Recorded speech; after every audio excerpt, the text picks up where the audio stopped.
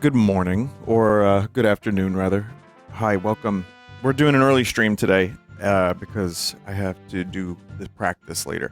But I've actually got a game here that I'm pretty excited about and have been for a while.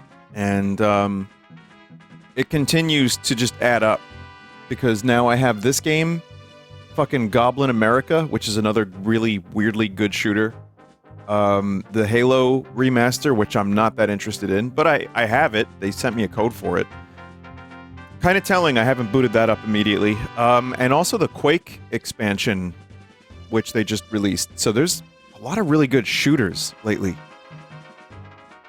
But I wanted to talk about this real quick.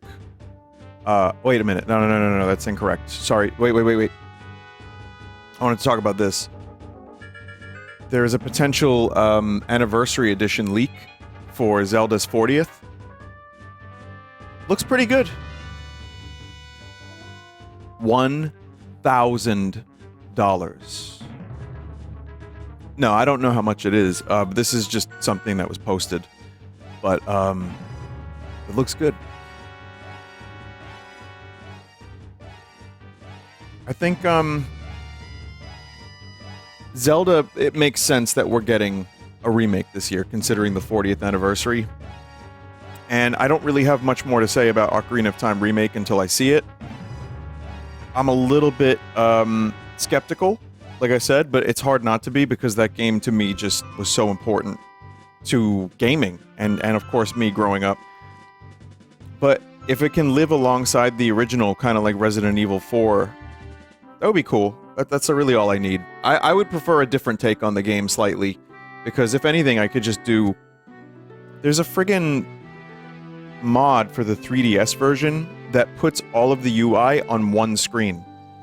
So it's basically the Ocarina of Time remake that people want. Upscaled, you have it at potentially 60 FPS, I think. And then the UI is all on one screen, nothing touchscreen related if you don't want it. It's pretty crazy. Friggin' crazy. So, I think, it's nice that that exists. Vinny, do you have any interest in the Once Upon a Katamari DLC? Maybe.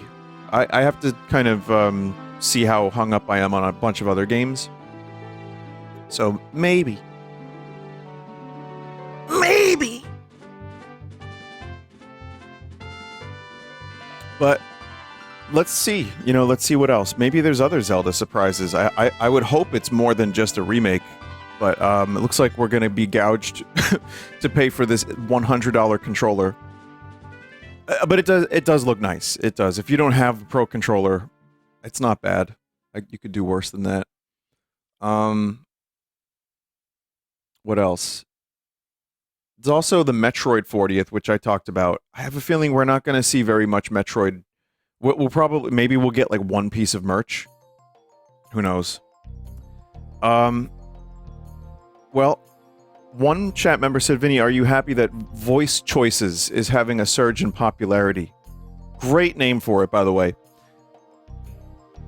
I don't mind. I think it's cool. I think the developer, Triassic Pierce, worked really hard on it, and, I'm glad that they're able to sell a couple copies.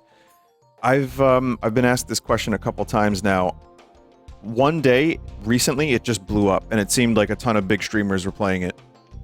So, sure, I'm happy. I like it, and I think it is such an easy thing, like, to make, just the silly with. What I don't like is people emailing me or using the submission form to ask for voice packs or troubleshooting, which has been happening a lot the past couple weeks. I'm not kidding. I am now the keeper of the game to the point where people are like, well, maybe Vinny can help.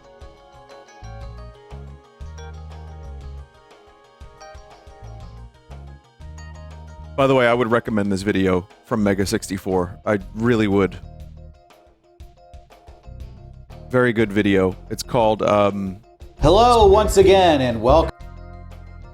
This one is The Legend of Zelda Conversation Adults Are Afraid to Have. High recommendation.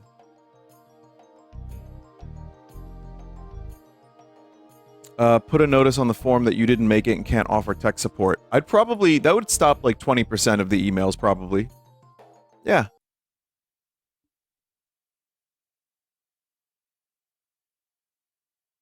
You've talked to Rocco, right? Yeah. Rocco and I have talked about Queens of the Stone Age more than we've talked about anything else. So we could talk about the same thing every time we see each other.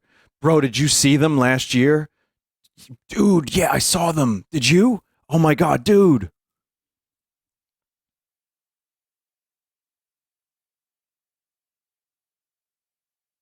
All right. I'm about to load up the game. And here we go.